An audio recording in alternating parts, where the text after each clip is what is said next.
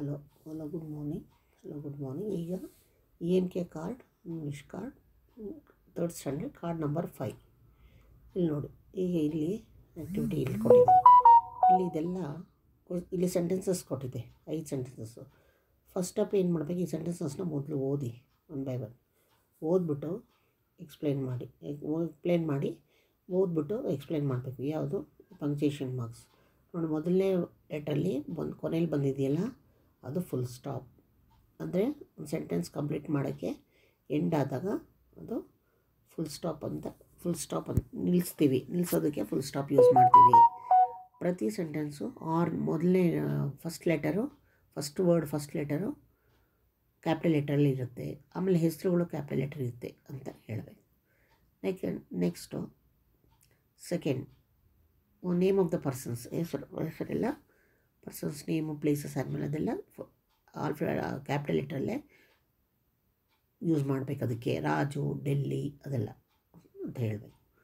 Next second sentence ಬನ್ನಿ. Raju is a cat, ನಿಲ್ಲಿಸಿ ಒಂದು ಫುಲ್ ಸ್ಟಾಪ್.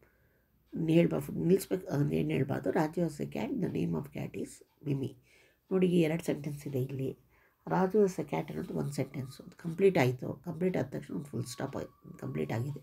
ಬೇರೆ ಸೆಂಟೆನ್ಸ್ ಈಗ ಸ್ಟಾರ್ಟ್ ಆಗುತ್ತೆ. ಫುಲ್ ಸ್ಟಾಪ್ ಆದಮೇಲೆ ಸ್ಟಾರ್ಟ್ ಆದಾಗ ಅದು ಕ್ಯಾಪಿಟಲ್ ಲೆಟರಲ್ಲಿ ಸ್ಟಾರ್ಟ್ ಆಗುತ್ತೆ. 2 ಸೆಂಟೆನ್ಸ್ ಇದೆ. ಸೆಂಟೆನ್ಸ್ ಕಂಪ್ಲೀಟ್ ಆದಮೇಲೆ ಫುಲ್ ಸ್ಟಾಪ್ ಇಡಬೇಕು ಆಗುತ್ತೆ. ಆಮೇಲೆ ಬೇರೆ ಸೆಂಟೆನ್ಸ್ ಸ್ಟಾರ್ಟ್ ಆಗುತ್ತೆ ಕ್ಯಾಪಿಟಲ್ ಲೆಟ್ರಿಂದ ಅಂತ.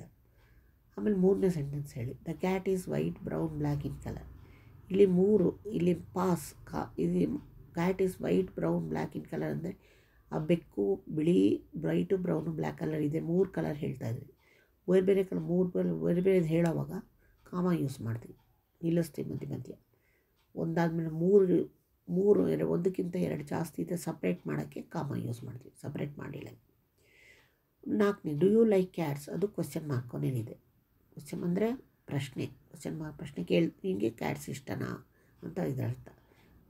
ಈಗ ಪ್ರಶ್ನೆ ಕೇಳೋವಾಗ ಕ್ವಶನ್ ಮಾರ್ಕ್ನ ಯೂಸ್ ಮಾಡ್ತೀವಿ, ಕೊನೆಯಲ್ಲಿ ಕ್ವಶನ್ ಮಾರ್ಕ್.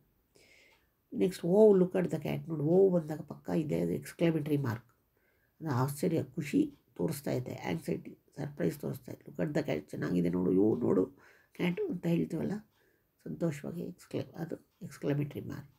ಈ ಥರ ಬರೆಯೋದು, ಅದು ಮಕ್ಕಳಿಗೆ ವಿವರಿಸ್ಬೇಕು. Next, that is Raju's cat. ಇಲ್ಲಿ ರಾಜೂಸ್, ಅದು ರಾಜುವಿನ ಕ್ಯಾಟ್. ರಾಜೂಸ್ ಅಂದಾಗ ರಾಜು ಪಕ್ಕ ಮೇಲೆ ಅಪಾಸ್ಟ್ರಫಿ ಯೂಸ್ ಆಗಿದೆ.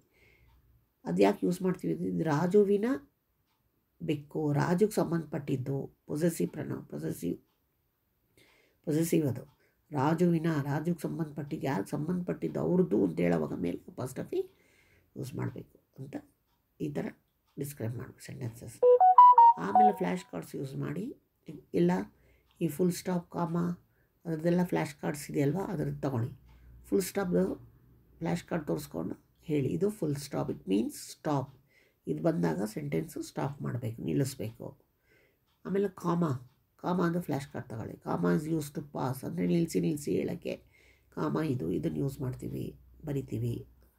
ಆಮೇಲೆ ಕ್ವಶನ್ ಮಾರ್ಕ್, ಅದ್ರ ಫ್ಲ್ಯಾಶ್ ಕಾರ್ಡ್ ತೋರಿಸ್ಕೊಂಡು ಇದು ಕ್ವೆಶ್ಚನ್, ಒಂದು ಪ್ರಶ್ನೆ ಕೇಳೋಕ್ಕೆ ಇದನ್ನು ಯೂಸ್ ಮಾಡ್ತೀವಿ, ಇದು ಕ್ವಶನ್ ಮಾರ್ಕ್. ಎಕ್ಸ್ಕ್ಲಮೇಷನ್ ಮಾರ್ಕ್ ತಗೊಳ್ಳಿ, ತೋರಿಸಿ ಫ್ಲ್ಯಾಶ್ ಕಾರ್ಡ್ ಅದರದ್ದು. ಎಕ್ಸ್ಪ್ರೆಸ್ ಸರ್ಪ್ರೈಸ್, ಆಶ್ಚರ್ಯ ಸೂಚನೆ ಮಾಡೋಕ್ಕೆ, ತೋರ್ಸೋಕ್ಕೆ ಆ ವರ್ಡ್ ಪ್ರಕಾರ ಈ ಎಕ್ಸ್ಕ್ಲಮೇಷನ್ ಮಾರ್ಕ್ನ ಬರಿತೀವಿ, ಹೇಳ್ತೀವಿ.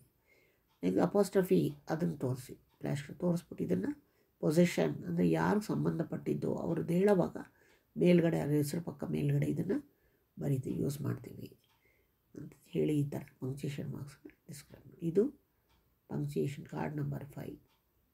ಓಕೆ, ಶೇರ್ ಮಾಡಿ, ಲೈಕ್ ಮಾಡಿ, ಸಬ್ಸ್ಕ್ರೈಬ್ ಮಾಡಿ. Thank you.